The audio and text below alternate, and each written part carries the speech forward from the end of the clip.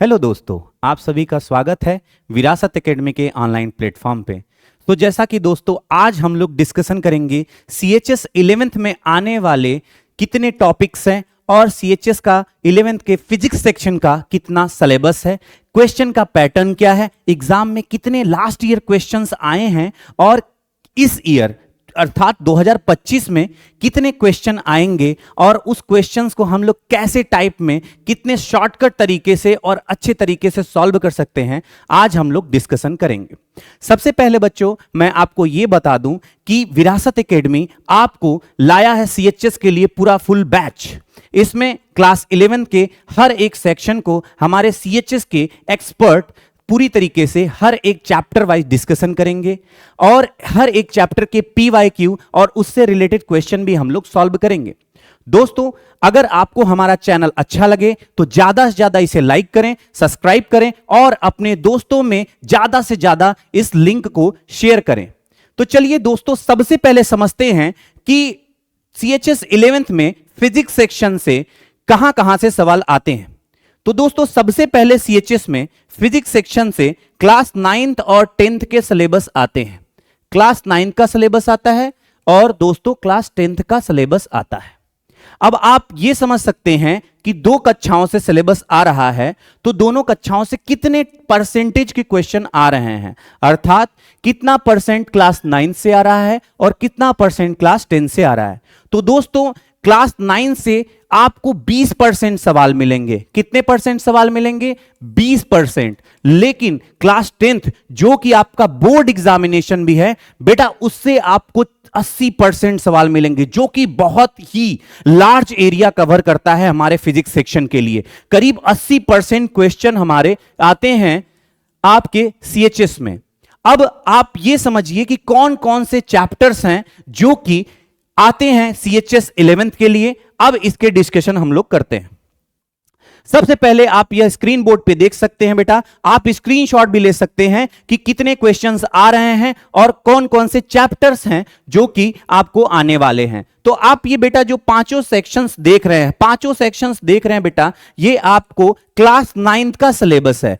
कहां का सिलेबस है बेटा? तो आप कहेंगे कि सर ये तो क्लास 9 का सिलेबस है। आप क्लास 9 के सिलेबस में बेटा देखेंगे तो आप यहां पर देख रहे हैं चैप्टर मोशन, दूसरा चैप्टर है force and the law of motion, तीसरा चैप्टर है बेटा ग्रेविटेशन, चौथा चैप्टर है वर्क एनर्जी एंड पावर और जो लास्ट चैप्टर है बेटा, है वेव मोशन एंड साउंड, जो कि एक तरह से प्रोबेबिलिटी रहती है कि ये क्वेश्चन 1 और 2, मतलब इस चैप्टर की ये प्रोबेबिलिटी रहती है कि क्वेश्चन तो आने फिक्स हैं बेटा, लेकिन कभी कभी क्वेश्चन 2 भी पूछ सकता है, कभी कभी क्वेश्चन 1 भी पूछ सकता है। अगर कोई भी चैप्टर से क्वेश्चन नहीं आ रहे हैं तो इसका यह मतलब नहीं है कि सर इसमें से तो क्वेश्चन आया नहीं, लेकिन बेटा इसको आपको यह चीज समझना पड़ेगा कि सिलेबस तो पूरा हो सकता है पिछले ईयर जो सेक्शन नहीं आया हो सकता है इस साल सेक्शन आ जाए, क्योंकि आप भी समझते हैं कि अगर जो बीएचयू एग्जामिनेशन पैटर्न बदल रहा है तो आपको उस तरीके से भी बदलना पड़ेगा कि हर साल एक नए तरीके से सवाल आ रहा है, तो आपको भी हर साल नए तरीके से, नए अप्रोच से अपनी तैयारी को करना है बेटा। तो आप चलिए अब क्लास 10th के लिए देख लेते हैं कि कौन कौन से चैप्टर आते हैं। बेटा आप स्क्रीनशॉट ले सकते हैं और आप ये पूरी तरीके से समझ सकते हैं कि ये क्लास 10th का सिलेबस है बेटा, क्लास 10th का सिलेबस है। अब इस क्लास 10th के सिलेबस में हम एक एक चैप्टर क्लास 9th और क्लास 10th के सिलेबस को डिस्कशन करेंगे बेटा, कि लास्ट ईयर मोशन से किस चैप्टर में कितने क्वेश्चन आए थे और इस ईयर कितने क्वेश्चन आ रहे हैं। तो चलिए बेटा एक एक क्वेश्चन समझ लिए, सीएचएस में बहुत इंपॉर्टेंट है, क्योंकि एक क्वेश्चन आपको देता है 3 मार्क्स और सीएचएस में एग्जामिनेशन पैटर्न को आपको समझना है, एग्जामिनेशन समझना है कि सीएचएस क्या है, सीएचएस में एडमिशन प्रोसेस कैसा है। तो बेटा इसका प्रीवियस हमने वीडियो बना दिया है चैनल का और वीडियो का डिस्क्रिप्शन लिंक में डाल देंगे, आप वहां देख सकते हैं, वहां पूरा समझ सकते हैं कि सीएचएस में एडमिशन कैसे होता है, सीएचएस का पैटर्न क्या है, सीएचएस में कौन कौन से ऐसे फैसिलिटीज हैं जो अलग हमको करता है अलग स्कूलों से। अब एंट्रेंस के फिजिक्स सेक्शन के सिलेबस को देखते हैं कि पिछले साल अर्थात 2024 में कौन कौन से सवाल, कितने कितने सवाल कहां से आए थे। अगर पहला चैप्टर की बात करें जिसको हम लोग बोलते हैं मोशन, हिंदी में बोलते हैं बेटा गति। अब मोशन से बेटा सिर्फ और सिर्फ एक सवाल आया था, सिर्फ और सिर्फ एक सवाल आया था। इसका यह मतलब नहीं है कि सर ये चैप्टर तो इंपॉर्टेंट नहीं है। अगर एक सवाल आ रहा है बेटा तो आपको अच्छी तरीके से पूरा उसको पैटर्न समझ के एक एक क्वेश्चन को पीवाईक्यू करना है, क्योंकि बेटा हो सकता है आपका एक नंबर ही आपको सीएचएस में सफलता दिलवा सकता है। अब दूसरे चैप्टर को देखें बेटा, अगर दूसरे चैप्टर को हम लोग देखें तो दूसरा चैप्टर बेटा आपको दिलाता है, दूसरा चैप्टर आपको दिलाता है 1 नंबर। अर्थात आप यह देख सकते हैं कि force and the law of motion, अर्थात जो बल है और गति के जो नियम है, जिसमें न्यूटन के गति का नियम दिया हुआ है बेटा, न्यूटन्स लॉ ऑफ मोशंस हैं, और इसके ग्राफिकल रिप्रेजेंटेशन कैसे बनते हैं, इसका ग्राफिकल रिप्रेजेंटेशन का सोर्स क्या है, कहां से वो हमारी चेंज करता है पैटर्न को, इस क्वेश्चन को भी आ सकता है। मोस्ट प्रोबेबली बेटा 2025 में 2 क्वेश्चन आने के चांसेस हैं, क्योंकि पिछले साल अगर एक क्वेश्चन दिया है तो हो सकता है इस साल क्लास 10th का पिछले साल सिलेबस अगर 80% दिया है तो हो सकता है बेटा कि क्लास 9 के सिलेबस को इस बार 40% कर दे। क्योंकि कभी भी हो सकता है, अगर आप ये सोच रहे हैं कि सिर्फ और सिर्फ 80% सवाल आ रहा है तो बेटा आप एकदम ये चिंता की विषय है, क्योंकि अगर आप सीएचएस दे रहे हो तो बीएचयू एक ऐसी संस्था है बेटा जो कि क्वेश्चन के पैटर्न को बदलती रहती है। तो आपके लिए क्लास 9 का चैप्टर और क्लास 10 का चैप्टर दोनों ही महत्वपूर्ण है, दोनों ही बहुत ही इंपॉर्टेंट है बेटा। तो एक एक चैप्टर का पीवाईक्यू सेक्शन और हमारे ऐप पे एक एक डिस्कशन, एक एक लेक्चर हर एक पर्टिकुलर टॉपिक का बहुत ही अच्छी तरीके से है बेटा। सिर्फ और सिर्फ फिजिक्स का ही नहीं, वहां पे बायोलॉजी, वहां पे मैथ, हर एक क्वेश्चन हर एक चैप्टर के आपको मिलेंगे। आप वहां पे जाइए, चैनल में डिस्क्रिप्शन डाल देंगे बेटा ऐप का, आप वहां पे विजिट करिए। अब तीसरा चैप्टर जिसको हम लोग बोलते हैं गुरुत्वाकर्षण या फिर बोलते हैं बेटा ग्रेविटेशन। अब ग्रेविटेशन से पिछले साल एक क्वेश्चन आया था, लेकिन ग्रेविटेशन एक ऐसा बहुत ही इंपॉर्टेंट टॉपिक है, हो सकता है प्रोबेबली ये फिक्स है बेटा कि इस चैप्टर से भी 2 सवाल आए। मोशन से एक ही सवाल आने के चांसेस हैं, क्योंकि पिछले साल भी एक ही सवाल आया था, तो मोस्ट प्रोबेबली चांसेस हैं कि मोशन से भी एक ही नंबर का क्वेश्चन आएगा। अब बेटा पिछले साल आप यह देख सकते हैं, बेटा पिछले साल आप यह देख सकते हैं कि इससे कोई भी क्वेश्चन नहीं आया था। वर्क, एनर्जी और आपका पावर से कोई भी क्वेश्चन नहीं आया था। तो आप ये सोचेंगे कि सर इसको तो हम लोग छोड़ देते हैं, इस चैप्टर को नहीं पढ़ते हैं, तो आप गलत है बेटा। आपको इस चैप्टर को भी पढ़ना है, क्योंकि हो सकता है इससे मोस्ट प्रोबेबली 1 या 2 क्वेश्चन आपके आने के श्योर चांसेस हैं। तो आप ये समझिए कि ना सिर्फ हमें उस पुराने पैटर्न को भी देखना है, लेकिन उसके साथ साथ हमें यह भी समझना है कि पुराने साल से क्वेश्चन अगर नहीं आ रहे हैं तो इस साल आने के चांसेस बढ़ जाते हैं, क्योंकि बीएचयू अपने पैटर्न को चेंज कर रहा है। लास्ट चैप्टर देखेंगे क्लास 9 का बेटा, जो लास्ट चैप्टर है वेव मोशन एंड साउंड। अब यहां पे 2 पार्ट है, पहला है वेव मोशन, दूसरा है साउंड। तो पिछले पार्ट में, पिछले ईयर 2024 में बेटा साउंड से क्वेश्चन आया था, एक पिच का क्वेश्चन था, उसमें पूछा था कि पिच और आपका पिच का रिलेशन क्या है किसी और एक पैटर्न से। तो आपका हो सकता है बेटा इस साल वेव मोशन से भी आने के चांसेस हैं। तो आप समझिए कि पिछले साल अगर एक सवाल आया है तो इस साल बेटा हो सकता है कि आपके क्वेश्चन 1 या 2 बढ़ जाएं।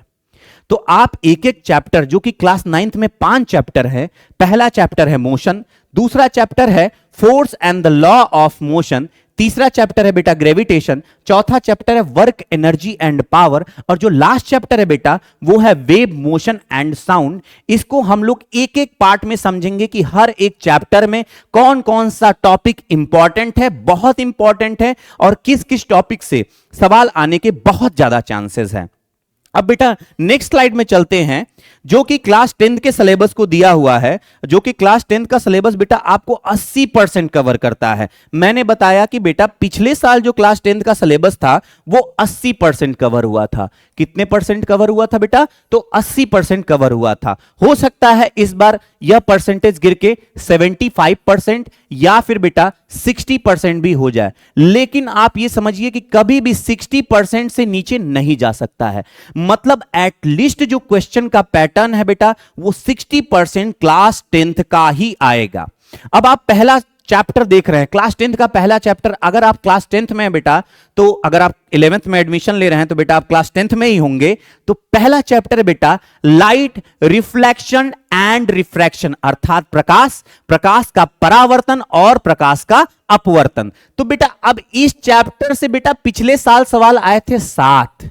पिछले साल कितने सवाल आए थे बेटा? 7 सवाल आए थे। अब आप इस चैप्टर का इंपॉर्टेंस समझ सकते हैं कि ये चैप्टर एग्जाम के पर्सपेक्टिव से कितना ज्यादा इंपॉर्टेंट है। अकेले ये चैप्टर बेटा आपका 7 नंबर आपका बेटा ला रहा है। मतलब इस चैप्टर को अगर आप पढ़ेंगे तो आपका 7 नंबर का सवाल मिनिमम बेटा 6 से 7 सवाल आते ही आते हैं।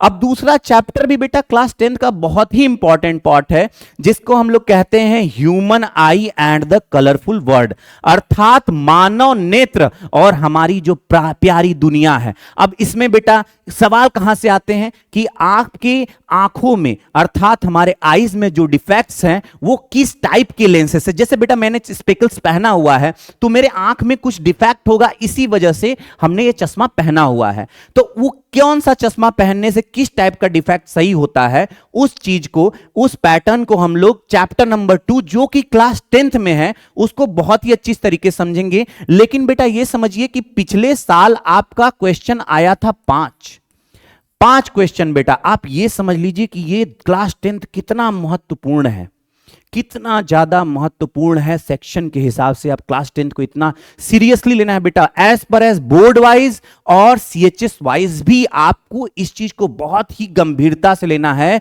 कि ये जो 5 चैप्टर्स हैं बेटा आपका 70% 80% सिलेबस को कवर करता है। क्लास 9 को कम इसलिए रखा गया है कि बच्चे जो क्लास 10th में जाते हैं वो थोड़ा थोड़ा भूलने लगते हैं, थोड़ी थोड़ी चीजों को उनके दिमाग से निकलने लगता है। लेकिन ये नहीं समझना है कि हम वो चैप्टर नहीं पढ़ेंगे तो निकल जाएगा। बेटा मेरा एक पुराना स्टूडेंट था पिछले साल, उसका 2 मार्क्स से नहीं हुआ था बेटा, 2 मार्क्स से उसका एडमिशन सीएचएस में नहीं हुआ। सोचिए अगर वो एक क्वेश्चन अगर फिजिक्स का सही कर लेता, उसका एडमिशन बेटा सीएचएस में हो जाता। सोचिए आपका एक एक क्वेश्चन कितना इंपॉर्टेंट है, एक एक क्वेश्चन की कितनी वैल्यू है बेटा, आपको ये समझना है। अब तीसरा चैप्टर जो है बेटा इलेक्ट्रिसिटी, जिसको हम लोग विद्युत भी कहते हैं, हिंदी में विद्युत कहते हैं। अब जो इलेक्ट्रिसिटी है उसमें चार्ज क्या है, टाइप ऑफ चार्ज क्या है, करंट क्या है बेटा, रेजिस्टेंस क्या है, रेजिस्टेंस के पैरेलल कॉम्बिनेशन है, सीरीज कॉम्बिनेशन है, रेजिस्टेंस के क्या क्या इफेक्ट्स हैं, घर में जो हम लोग यूज करते हैं उसकी लाइट को हम लोग कैसे कैलकुलेट कर सकते हैं बेटा, इस टाइप के सवाल आते हैं इलेक्ट्रिसिटी में। तो ये मेजर कंपोनेंट है बेटा। ये इस साल 3 क्वेश्चन आया था इसमें। पहला क्वेश्चन आया था चार्ज से रिलेटेड, दूसरा क्वेश्चन आया था आपका करंट से रिलेटेड, और तीसरा क्वेश्चन आया था बेटा कि what is the maximum and minimum value of the resistance when it connected with parallel or a series combination. तो बेटा इस टाइप के सवाल आते हैं। तो आपको सवाल के पैटर्न को समझना है। कहीं ना कहीं हो सकता है बेटा आप कहीं ना कहीं पढ़ रहे हैं, लेकिन अगर आपको कुछ एक्स्ट्रा पढ़ना है, कुछ अलग पढ़ना है, तो आप हमारे चैनल पे जरूर एक बार विजिट करिए। वहां पे हम आपको अलग तरीके से क्वेश्चन समझाने का पूरा प्रयास करेंगे बेटा। अब जो ये last but not the least chapter है magnetic effect of electric current, अर्थात कि मैग्नेट का इलेक्ट्रिसिटी के ऊपर करंट पे क्या प्रभाव पड़ता है, कैसा कैसा प्रभाव पड़ता है बेटा, क्या क्या प्रभाव हो सकता है मैग्नेट का, मैग्नेट क्या होता है, मैग्नेट में जब करंट फ्लो करता है एक नॉर्मल वायर में तो कैसे फ्लो करता है, कैसे मैग्नेटिक फील्ड बनता है बेटा, इस टाइप के क्वेश्चन इसमें आते हैं। 4 सवाल पूछा था बेटा। आप समझ सकते हैं इस चैप्टर का इंपॉर्टेंस। 4 सवाल आप सोचिए, 4 सवाल आप सोचिए 3 नंबर के हिसाब से, अर्थात 12 नंबर का बेटा आपको ये पूरा का पूरा चैप्टर 12 नंबर को आपका दे रहा है। तो आप ये समझिए कि इस चैप्टर को पढ़ने से हमारा 12 नंबर कवर हो रहा है। जो लास्ट टॉपिक है जो क्लास 10th के सीबीएसई बोर्ड से हट गया है बेटा, लेकिन हम लोग को ये पढ़ना है, जिसको हम लोग बोलते हैं sources of energy. Renewable sources of energy क्या होता है, non renewable sources of energy क्या है, उसमें कार्बन साइकिल क्या है, नाइट्रोजन साइकिल क्या है। पिछले साल इससे एक क्वेश्चन आया था कि रिन्यूएबल रिसोर्सेस ऑफ एनर्जी इसमें से कौन से हैं। 4 ऑप्शंस बेटे दिए थे, उसमें से किसी एक ऑप्शन को आपको समझना है। तो अभी अभी हमने समझा कि जो 25 क्वेश्चन आने वाले हैं, जो 25 क्वेश्चन आने वाले हैं बेटा, कहां कहां से आए हैं, कैसे कैसे आए हैं, इसको हमें समझना है कि क्लास 9 से हमें पिछले साल सिर्फ और सिर्फ 5 सवाल देखने को मिले थे। कितने सवाल देखने को मिले थे? 5 सवाल। लेकिन बेटा जब हम क्लास 10th की बात करते हैं तो आप समझिए पूरे के पूरे 20 क्वेश्चन, 20 क्वेश्चन बेटा आपका क्लास 10th से आया था। तो आप यह अच्छे से समझ सकते हैं कि क्लास 10th की इंपॉर्टेंस क्या है बेटा, क्लास 10th की इंपॉर्टेंट क्या है। अब आप कहेंगे कि सर 5 सवाल ही आ रहा है क्लास 9th में, तो हम क्या इसको गिव अप कर सकते हैं? नहीं बेटा, मैंने आपको अभी बताया कि मेरा एक छात्र 2 नंबर से नहीं हुआ, तो आप एक एक चैप्टर, एक एक क्वेश्चन को भी हम समझना है कि ये भी एक तरह से वेरी इंपॉर्टेंट है। हो सकता है आप क्लास 10th के पूरे कवर को 20 में 20 पा गए, लेकिन अगर ये 5 सवाल अगर नहीं कर पा रहे हैं तो हो सकता है आपका एडमिशन ना हो। तो अगर आपको सीएचएस में एडमिशन लेना है तो बेटा आपको हर एक सवाल, हर एक क्वेश्चन को पूरे अच्छे तरीके से करना है बेटा, एक एक पैटर्न पे। अगर हम लोग बात करें क्लास 9th में, तो कौन कौन से चैप्टर हैं जो आएंगे? तो पहला चैप्टर बेटा हमने देखा था मोशन, पहला चैप्टर देखा था बेटा हमने मोशन। अब मोशन में भी बहुत सारे टाइप के मोशन होते हैं बेटा, लीनियर मोशन होता है, सर्कुलर मोशन होता है। अब इस मोशन से हमें डिस्टेंस फाइंड आउट करना होता है। इसमें हम लोग क्वांटिटीज की बात करते हैं, इसमें हम लोग बेटा बात करते हैं कि डिस्टेंस क्या है, आप समझ लीजिए डिस्टेंस क्या है बेटा, डिस्प्लेसमेंट क्या है बेटा, आप ये समझिए डिस्प्लेसमेंट क्या है बेटा। अब इसका वेक्टर एंड स्केलर क्वांटिटी बेटा, vector quantity and scalar quantity, अर्थात वेक्टर और स्केलर क्वांटिटी भी रिलेशन पूछ देता है बेटा कभी कभी, कि हो सकता है डिस्टेंस कौन सी क्वांटिटी है और डिस्प्लेसमेंट कौन सी क्वांटिटी है। तो आप तो ये कंफ्यूज हो जाओगे ना, क्योंकि आप क्लास 10th में पढ़ रहे हो, आपने तो ये चीज क्लास 9th में पढ़ा था, हो सकता है आपके मेमोरी से निकल जाए। लेकिन इसीलिए बेटा अगर हम लोग क्लास 9th में एक एक चैप्टर को अच्छे से समझेंगे तो हो सकता है आपको वो पूरी तरीके से याद हो जाए। और हर एक चैप्टर का बेटा हम लोग आपको हमारे टेलीग्राम चैनल पे हर एक चैप्टर का पीडीएफ प्रोवाइड करेंगे, और साथ ही साथ बेटा हम आपको प्रोवाइड करेंगे पीवाईक्यू सेक्शन के हर एक सवाल, और साथ ही साथ हर एक चैप्टर के करीब करीब हम लोगों का टारगेट है 100 सवाल। हर एक चैप्टर से हम लोग 100 सवाल लगाने का टारगेट है बेटा, और उस टारगेट में आप और हम दोनों लोग मिलकर एक एक सवाल को अच्छे तरीके से सॉल्व करेंगे। अगर हम पहले चैप्टर को देखें तो पहला चैप्टर था मोशन, जिसमें हम लोग distance, displacement, vector quantity, scalar quantity, acceleration क्या होता है, डी एक्सेलरेशन क्या होता है, अर्थात त्वरण क्या होता है, मंदक क्या होता है। बेटा ये जो क्लास है वो आपको बाइलिंगुअल मिलेगा, ऐसा नहीं है कि सिर्फ और सिर्फ हिंदी या फिर पूरी तरीके से इंग्लिश में मिलेगी। इसमें हम लोग दोनों लैंग्वेज में बात कर सकते हैं, जिससे यूपी बोर्ड और सीबीएसई बोर्ड, साथ ही साथ आईसीएसई बोर्ड का बच्चा भी अगर वो सीएचएस के लिए प्रिपरेशन कर रहा है तो पूरी अच्छी तरीके से हर एक पार्ट को समझ सकता है। अब दूसरे चैप्टर की अगर हम लोग बात करें बेटा, दूसरे चैप्टर की अगर हम लोग बात करें तो force and the law of motion है। अब दूसरे चैप्टर की बेटा अगर हम लोग बात करेंगे तो दूसरा चैप्टर है कि force and the law of motion, कि बेटा force and law of motion. अब हिंदी में इसको क्या कहते हैं? हिंदी में आप ये समझ सकते हैं, फोर्स को बेटा कहते हैं बल, एवं लॉ ऑफ मोशन को बोलते हैं बेटा गति के नियम। क्या बोलते हैं बेटा? गति के नियम। अब आपको यह समझ में आ रहा हो कि दूसरा चैप्टर में हम लोग बल के बारे में समझेंगे, और गति के जो न्यूटन ने न्यूटोनियन मैकेनिक्स में दिया हुआ था, जिसको हम लोग आज केनामेटिक्स कहते हैं, जो कि उसने बुक न्यूटन प्रिंसिपा में लिखा हुआ है कि न्यूटन का कितने नियम है। इसमें हम लोग फर्स्ट लॉ पढ़ेंगे, सेकंड लॉ पढ़ेंगे, सेकंड लॉ को लॉ ऑफ फोर्स क्यों कहते हैं, third law action of reaction क्या है, अर्थात क्रिया प्रतिक्रिया का नियम क्या है, बल का नियम क्या है। अब इसका दूसरे पैटर्न से रिलेशन क्या है बेटा, इसको भी हम लोग समझेंगे।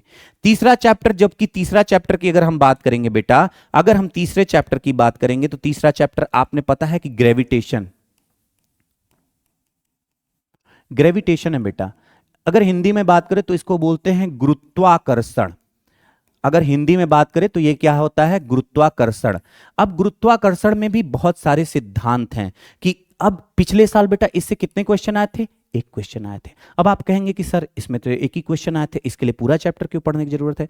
बेटा पहला चैप्टर दूसरे से कनेक्टेड है, दूसरा चैप्टर तीसरे से कनेक्टेड है, तीसरा चैप्टर चौथे से कनेक्टेड है। तो हर एक चैप्टर जो क्लास 9th में है बेटा वो एक दूसरे से कनेक्टेड है।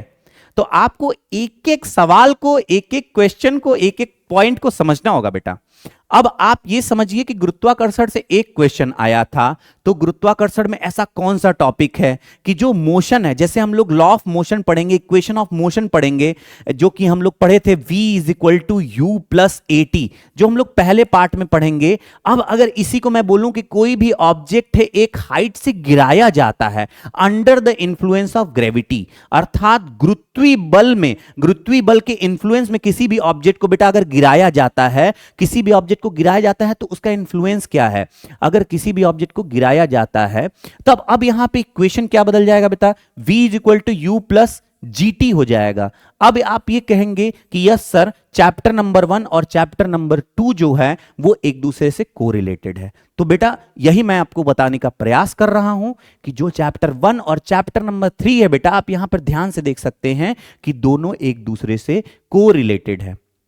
अब जो लास्ट चैप्टर की बात करते हैं बेटा, अब जो लास्ट चैप्टर की बात करते हैं, अब आप समझिए कि लास्ट चैप्टर क्या है? लास्ट चैप्टर है बेटा वेव, मोशन एंड साउंड। क्योंकि पिछले बार तो बेटा वर्क एंड एनर्जी, पावर से तो कोई सवाल नहीं आया था, लेकिन हम समझेंगे कि सवाल आने के चांसेस क्या हैं बेटा। अब आप समझ लीजिए, वेव मोशन को पहले समझ लेते हैं कि वेव मोशन और बेटा साउंड, आप ये समझने की जरूरत समझिए कि वेव मोशन और साउंड दोनों अलग अलग टॉपिक है। कि वेव मोशन क्या है? हो सकता है बेटा आपको ऑसिलरेटिव मोशन दे दे, तो ये भी एक वेव मोशन है। लेकिन साउंड क्या है? वेव मोशन से ही जो प्रोड्यूस होता है, जो हमारे एनवायरमेंट में डिस्टरबेंस होता है वेव्स का, उसे ही हम लोग बेटा साउंड कहते हैं। तो इस चैप्टर से भी बेटा एक सवाल आया था, लेकिन इस चैप्टर में अगर वेव मोशन से एक सवाल आया था तो हो सकता है बेटा साउंड से एक सवाल इस बार आ जाए, क्योंकि बीएचयू अपने पैटर्न को हमेशा चेंज करता रहता है। अब हम लोग लास्ट चैप्टर को समझेंगे जो कि पिछले साल आया ही नहीं था, जिसको हम लोग बोल रहे हैं वर्क, पावर एंड एनर्जी। अब लास्ट चैप्टर में जो हम लोग वर्क, पावर एंड एनर्जी की बात कर रहे हैं बेटा, ये समझिए कि वर्क, पावर, एनर्जी कितना जरूरी चैप्टर है। वर्क, पावर एंड एनर्जी, बेटा यहां पे 3 टॉपिक्स आपको दिख रहे हैं। पहला वर्क है, कार्य, और दूसरा क्या है बेटा? ऊर्जा, और तीसरा पावर है बेटा। अब वर्क, पावर, एनर्जी को आप समझ सकते हैं कि ये कितना इंपॉर्टेंट चैप्टर है, लेकिन पिछली बार हो सकता है बेटा कि इस बार सवाल देने के लिए इससे सवाल नहीं पूछा गया था। तो वर्क का रिलेशन पावर से है, पावर का रिलेशन एनर्जी से है। एनर्जी के टॉपिक टाइप भी होते हैं बेटा, काइनेटिक एनर्जी होता है, पोटेंशियल एनर्जी होता है, इन दोनों को मिला देंगे तो बेटा मैकेनिकल एनर्जी होगी। तो हर एक टॉपिक, जैसा कि आप लोग देख रहे हैं, हर एक टॉपिक को हम लोग अच्छे तरीके से सवाल में समझेंगे कि इस चैप्टर का पैटर्न क्या है। तो बेटा अभी अभी आप लोगों ने देखा होगा कि हम लोगों ने चैप्टर को अच्छे तरीके से समझ लिया क्लास 9th को पूरा, कि इस पूरे 5 चैप्टर में कौन कौन से सेक्शन इंपॉर्टेंट हैं। अब अगर हम लोग आगे की बात करें बेटा, अगर आगे की बात करें तो क्लास 10th की बात करते हैं। क्लास 10th की बात करते हैं, और क्लास 10th में आपका पहला टॉपिक जो है, पहले दिन अपने स्कूल में भी पढ़े होंगे बेटा, कि लाइट क्या होती है। लाइट क्या होती है, लाइट क्या होती है, और लाइट के सबसिक्वेंसेस, अर्थात लाइट के कितने पार्ट्स हैं, कि लाइट का रिफ्लेक्शन क्या होता है, लाइट का बेटा रिफ्लेक्शन क्या होता है, रिफ्रैक्शन ऑफ लाइट क्या होता है, रिफ्रैक्शन ऑफ लाइट क्या होता है, कि रिफ्लेक्शन के कितने टाइप है। तो बेटा रिफ्लेक्शन में हम लोग पढ़ते हैं मिरर के बारे में। किसके बारे में पढ़ेंगे बेटा? मिरर के बारे में पढ़ेंगे। But in the case of refraction हम लोग लेंस के बारे में पढ़ेंगे कि लेंस क्या होता है, लेंस का टाइप क्या होता है, पावर ऑफ लेंसेस क्या होते हैं बेटा, मिरर कौन सा होता है, मिरर के टाइप क्या होते हैं, law of conservation of mirror क्या होता है। तो कितने टाइप के सवाल बन सकते हैं इस पूरे टॉपिक में बेटा हम लोग समझेंगे। चैप्टर का नाम है लाइट, और पिछले साल क्वेश्चन आया था 7। तो आप समझ सकते हैं कि इस चैप्टर का एक एक सेक्शन कितना ज्यादा इंपॉर्टेंट है कि आपको इस सेक्शन के एक एक सवाल को कम से कम 3 से 4 बार रिवाइज करना है। इस वीडियो को आप हर एक चैप्टर के वीडियो को कम से कम बेटा 2 बार देखने का प्रयास करिए। एक बार हो सकता है कि आपके दिमाग में 40% जाए, लेकिन आप जब दूसरी बार बेटा प्रयास करेंगे तो पूरी तरीके से 100% बेटा आपके दिमाग में सवाल और साथ ही साथ उसके डेफिनेशन, क्वेश्चन के पैटर्न पूरी तरीके से आपके दिमाग में जाएगा। अब जब हम लोग बात करते हैं बेटा दूसरा चैप्टर, जिसको हम लोग बोलते हैं human I and colourful word, human I and colourful word को भी हम लोग समझेंगे। तो बेटा आंखों में हमारे बहुत सारी दिक्कतें होती हैं। पहले ये दिक्कतें नहीं थी, लेकिन समय के साथ, मोबाइल के यूज के साथ हमारी दिक्कतें बढ़ी हैं। तो the human I, the human आई अर्थात मानव नेत्र। क्या है बेटा? मानव नेत्र। अब मानव नेत्र से बेटा सवाल आया था इस बार 5 सवाल।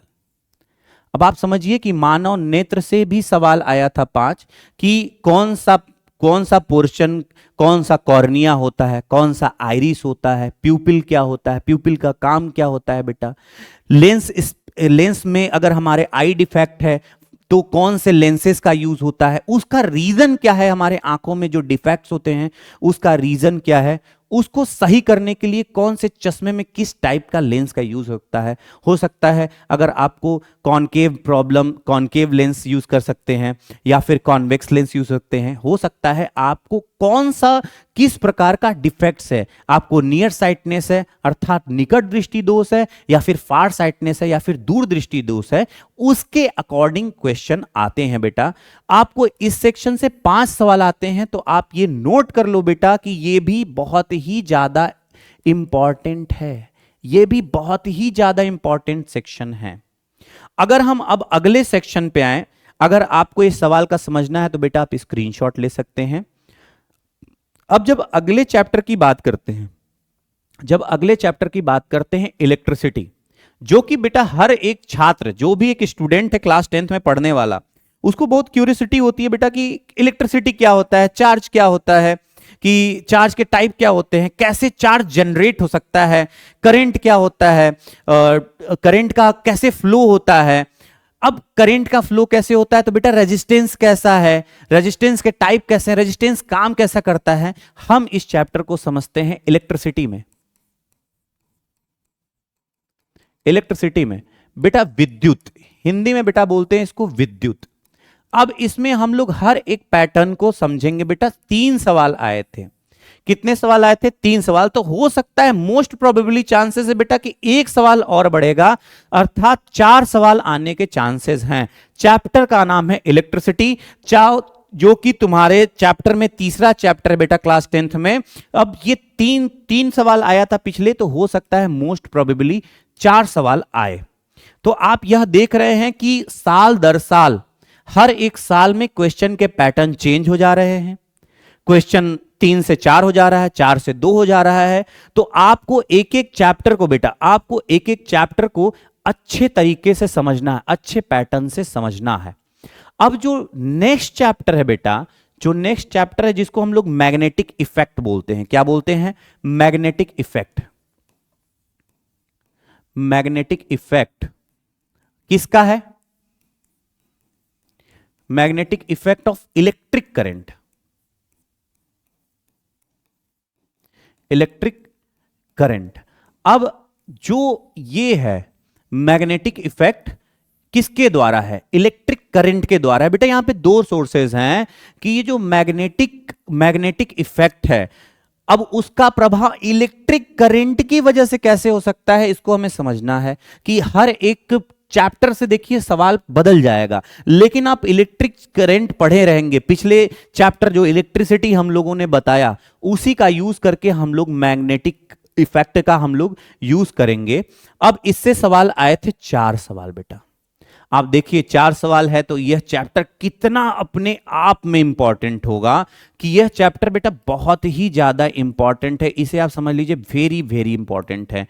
अगर 4 सवाल आ सकता है तो हो सकता है इसमें 2 सवाल बढ़ा भी दे या फिर बेटा एक ही सवाल दे, या फिर आपको 2 सवाल दे सकता है या फिर 1 सवाल दे सकता है।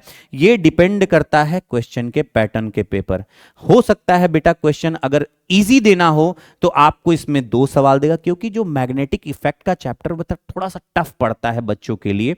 लेकिन विरासत एकेडमी में अगर आप जुड़ेंगे तो आपको बहुत ही सरल तरीके से, बहुत ही इजी वे में बेटा हर एक चैप्टर को बताया जाएगा। जो लास्ट चैप्टर है बेटा, जो लास्ट चैप्टर है उसको हम लोग बोलते हैं कि एनर्जी। जो एनर्जी की बात करें कि रिन्यूएबल एनर्जी क्या होती है, नॉन रिन्यूएबल एनर्जी क्या होती है, और एनर्जी का क्या यूज कर सकते हैं, कि जैसे कि सूर्य का यूज कैसे कर सकते हैं, सूर्य से कौन सी एनर्जी आ रही है, इस चैप्टर से एक सवाल बेटा पूछा था। तो जो लास्ट चैप्टर है, जो कि सीबीएसई में तो नहीं है बेटा, लेकिन आपकी एग्जाम पर्सपेक्टिव से एक क्वेश्चन है, तो आपको यह चैप्टर भी बहुत अच्छे तरीके से पढ़ाया जाएगा। तो बेटा आप समझ सकते हैं कि अगर आपको विरासत एकेडमी से जुड़ने पर क्या क्या प्रॉफिट हो रहा है। आपको मिलता है बेटा कंप्लीट सिलेबस,